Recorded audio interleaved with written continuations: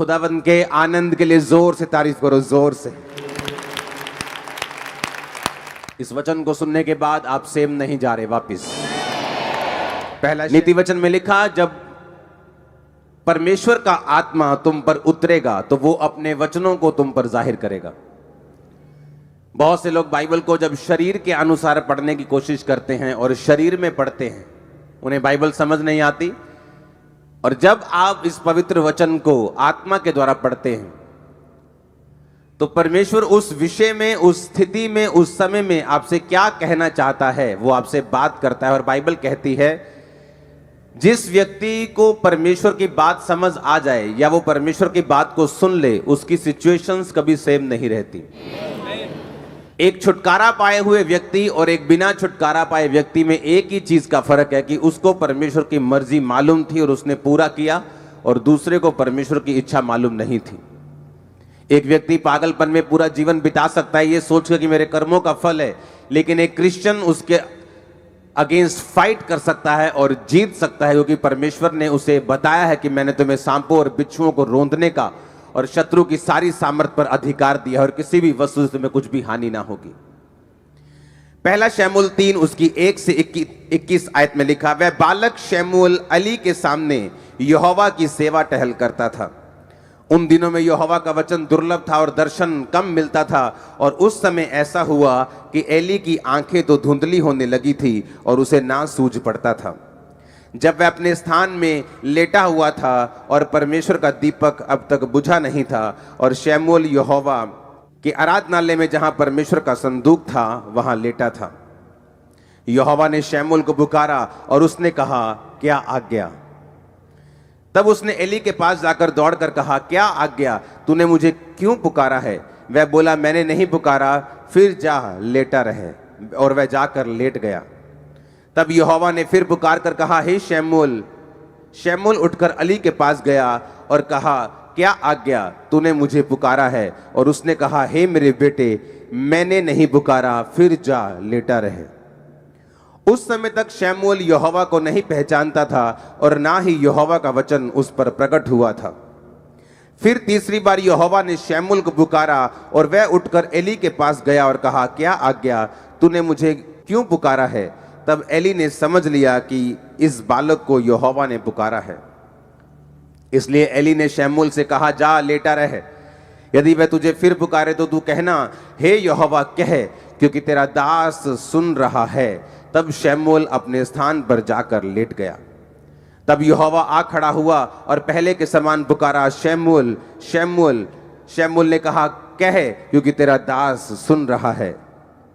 यहोवा ने शमूएल से कहा, सुन, मैं इज़राइल में एक ऐसा काम करने पे हूं जिससे सब सुनने वालों पर बड़ा सन्नाटा छा जाएगा।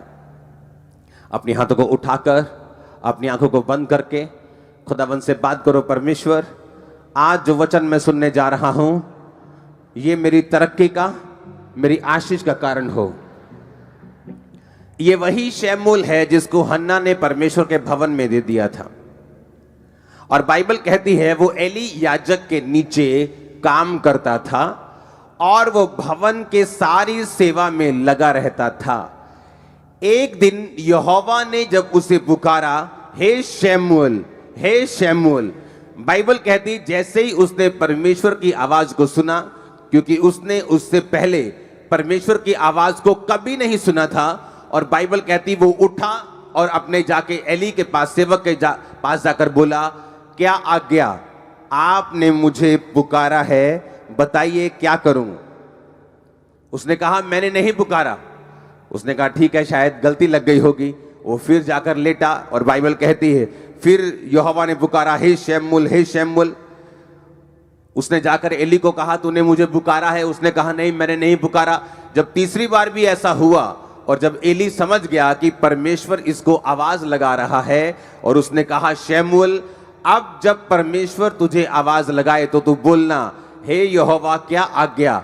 मैं तेरा दास सुन रहा है, तू बोल, तू क्या बोलना चाहता है? अब मैं आपसे एक क्वेश्चन करना चाहता हूं। अगर इस भीड़ में आप यहां बैठे हैं, आपकी मम्मी या आपके फादर या आपका ब्रदर वो पीछे बैठा है बिल्कुल, और अभी भी अगर वो आपको पीछे से आवाज लगाए, आप हजारों लोगों में से उसे पहचान लोगे, हाँ या ना?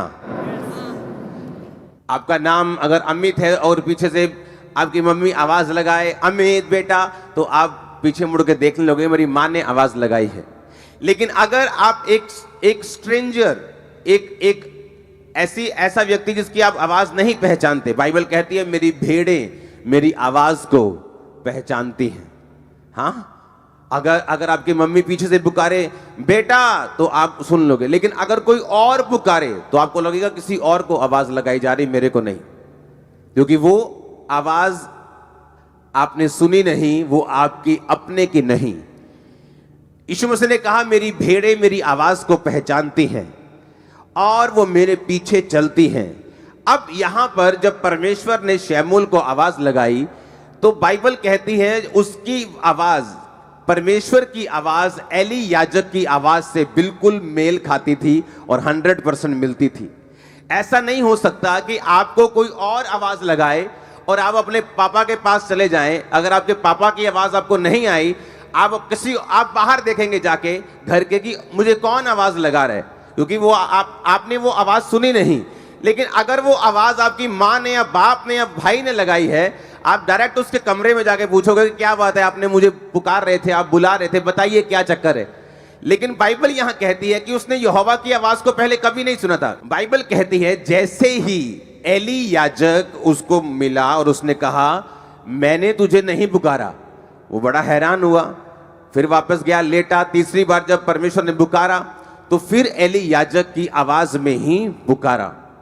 परमेश्वर की जो वचन है उसमें एक एक बिंदु, अगर बाइबल में जहां पौलुस कहता है कि तुम दाखरस के मतवाले ना बनो परंतु पवित्र आत्मा से परिपूर्ण होते जाओ, अगर आप उसके बाद बाइबल देखेंगे तो वहां पे सेमीकोलन लगा है। ऐसा सेमीकोलन होता है, ना तो फुल स्टॉप लगा है ना कोमा लगा है। उसका मतलब होता है कि अभी सेंटेंस खत्म नहीं हुआ।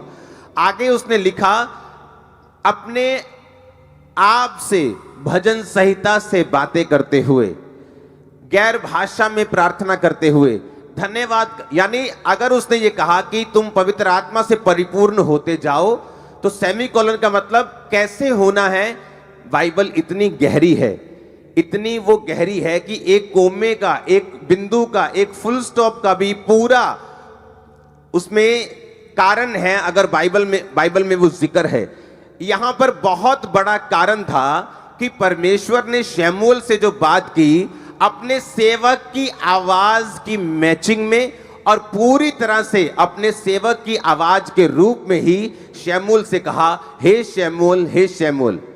बाइबल कहती है अगर इजराइलियों के छुटकारे के बीच में, उनके और परमेश्वर के बीच में कोई कनेक्शन था, तो वो कनेक्शन मूसा का था।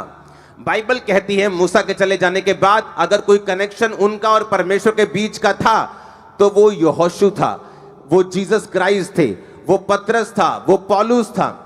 बाइबल कहती है कि परमेश्वर ने जानबूझ के जब शमूएल को आवाज लगाई तो उसने जानबूझ के एली की आवाज में उसको आवाज लगाई। बाइबल कहती है कलीसिया का काम जो है सिर्फ चर्च में आके बरकत को पाना नहीं है। बरकत आपको मिल जाती है जिस दिन आप यीशु मसीह को ग्रहण करते हैं अपने उद्धारकर्ता के रूप में। लेकिन जब आप चर्च में लगाए जाते हैं, रोपे जाते हैं, बोए जाते हैं ताकि आप ग्रो कर सकें, आपका मकसद, एक पेड़ को लगाने का मकसद सिर्फ उसको ग्रो करना नहीं होता, बल्कि उस पेड़ का काम होता है फल देना, उस पेड़ का काम होता है छाया देना। बाइबल कहती है जब परमेश्वर आपको चुनते हैं और अपने भवन में लगाते हैं, जो लोग एक से ज्यादा सेवकाइयों में लगे हुए हैं वो किसी काम के नहीं, मैं आपको गारंटी दे सकता हूं। एक ऐसी मेजर सेवकाई होनी चाहिए जहां से आप परमेश्वर की आवाज को ले पाते हैं, जिसको आप रियली फॉलो करते हैं। अगर आप ज्यादा सेवकाइयों को फॉलो करते हैं आप कहीं नहीं पहुंचते। लेकिन बाइबल कहती है अगर आप एक आवाज को सुनते हैं और फॉलो करते हैं तो परमेश्वर आपको उस दिशा में लेके जाते हैं जो दिशा आपके लिए परमेश्वर ने चुनी है। अगर परमेश्वर ने शमूएल को भविष्यद्वक्ता के रूप में चुना तो परमेश्वर ने जो स्टार्टिंग की वो एली की आवाज के रूप में उसको पुकारा और फिर उसको प्रोफेटिक मिनिस्ट्री में परमेश्वर लेके गया। अब मैं आपको यह बात बताना चाहता हूं, क्यों परमेश्वर ने उसको एली की आवाज में पुकारा? जैसे आपका जन्म हुआ मसीह में और आप कलीसिया में लगाए गए, बाइबल कहती है, पौलुस ने कहा वो कलीसिया जिसने उसकी 2 बार सहायता की लेने और देने में और दानों और सहायता में, और बाइबल कहती है उसने कहा परमेश्वर तुम्हारी हर घटी को महिमा सहित मसीह यीशु में पूरा करेगा। यानी परमेश्वर की आवाज ये थी कि तुमने जब मिशनरी कामों में मेरा साथ दिया इसलिए मैं तुमको ब्लेस करूंगा। यही काम कलीसिया का था। कलीसिया ने गलती की, सबसे पहली गलती कलीसिया की थी जब यीशु मसीह जी उठे, और जी उठने के बाद जब वो स्वर्ग चले गए, 40 दिन प्रचार करने के बाद 41वें दिन हजारों लोगों के बीच में वो स्वर्ग में गए। और बाइबल कहती है उसी तरह वो हमको लेने भी आने वाले, हमें तैयार रहना है। और बाइबल कहती है उसके बाद जब चेले प्रचार करने लगे और वही चिन्ह चमत्कार चेलों की जिंदगियों से होने लगे, वही मिरेकल्स होने लगे, और बाइबल कहती जब चेलों पर सताव आया और याकूब तलवार से मारा गया, और बाइबल कहती कलीसिया को गलती याद आई कि हमें सिर्फ चर्च में लगाए जाने का कारण आशीष लेना और लंगड़े चलाना और अंधों को आंखें दिखवाना नहीं है। हमारा खुद की ये रिस्पॉन्सिबिलिटी है कि हम प्रेरितों के लिए प्रार्थना करें। और बाइबल कहती जब पतरस को भी उन्होंने मारने के लिए पकड़ा और कलीसिया लॉ लगाकर, यानी पूरी तरह से एकजुट होकर और पूरी तरह से बिना डिस्ट्रैक्शन के, कोई 1 घंटे वाली वो 1.5 घंटे वाली प्रार्थना नहीं थी, लॉ लगाकर मतलब लगातार वो बैठ चुके थे कि परमेश्वर से, जिस तरह लोग धरना लगा के बैठ जाते हैं कि जब तक सरकार हमारी बात नहीं सुनेगी हम उठेंगे नहीं, और जब सरकार देखती है कि धरना असली वाला ये उठेंगे नहीं तो अब आपकी बात वो सुनती, लेकिन जब उसको मालूम होता है कि ये धरना बहुत लंबा नहीं चलने वाला, वो बात को मानती नहीं। उसी तरह से परमेश्वर को मालूम है कि ये व्यक्ति जब प्रार्थना में बैठ चुके हैं, लॉ लगाकर वो प्रार्थना कर रहे हैं, और बाइबल कहती परमेश्वर ने अपने स्वर्गदूतों को रिलीज किया। वो पतरस के पास गया, जेल के अंदर जाके उसकी खुद सांकलें खोली, जेल के दरवाजे खोले, कितने पहरों में उनको रखा, कितनी लेयर्स में उनको रखा जाता था सिपाहियों के पहरे में, उन सबको छोड़कर परमेश्वर ने उसको आजाद किया, अपने घर वापस लेके गया। और फिर कलीसिया को समझ आई कि हमारा काम सिर्फ बरकत लेना ही नहीं, हमारा काम उस विजन, उस मिशन के लिए प्रार्थना करना भी है जो परमेश्वर ने दासों को दिया है। और जब लोग अपने सेवकों के लिए प्रार्थना करने लगे, जब लोग बोने लगे, जब लोग उस सेवकाई में हिस्सा डालने लगे और जब खुद लोग सेवा करने लगे, बाइबल कहती वो कलीसिया गिनती में दिन प्रतिदिन बढ़ती गई। बाइबल कहती वो कलीसिया ग्रेस में बढ़ती गई। कोई भी दरिद्र नहीं था, कोई गरीब नहीं था, कोई भी वांटेड, की हर किसी के पास जैसे वांट रहती, कमी रहती कि मेरे पास ये चीज की कमी, बाइबल कहती है उस कलीसिया के पास किसी चीज की कमी नहीं थी। वो कलीसिया गिनती में बढ़ती गई और एक ऐसा समय आया जब लोग डरने लगे, उनकी गिनती इतनी बड़ी हुई। बाइबल कहती है वो उस काम कैसे पूरे हुए? प्रेरितों ने जो काम किया अपनी तरफ से परफेक्ट किया, कोई कमी नहीं छोड़ी। कलीसिया ने भी अपनी तरफ से कोई कमी नहीं छोड़ी। और बाइबल कहती है जब एक देह मिलकर कंप्लीट काम करती है, मुंह सही काम करता है, हाथ सही काम करते हैं, पैर सही काम करते हैं, तो बाइबल कहती है वो देह उन्नति पाती है, बरकत पाती है। और उसी तरह से बाइबल कहती है जब सबने मिलकर काम किया तो परमेश्वर ने अपनी आशीष को उस कलीसिया के ऊपर रखा। और बाइबल कहती है कोई भी दरिद्र नहीं था, सब लोग ब्लेस थे। आपको मैं उसी कलीसिया के रूप में आज से देखूंगा, आप लोगों को उसी कलीसिया के रूप में मैं जानना चाहूंगा। आमीन। मेरे को ऊंचे वाला चाहिए, बरकत ऊंचे वाली होगी।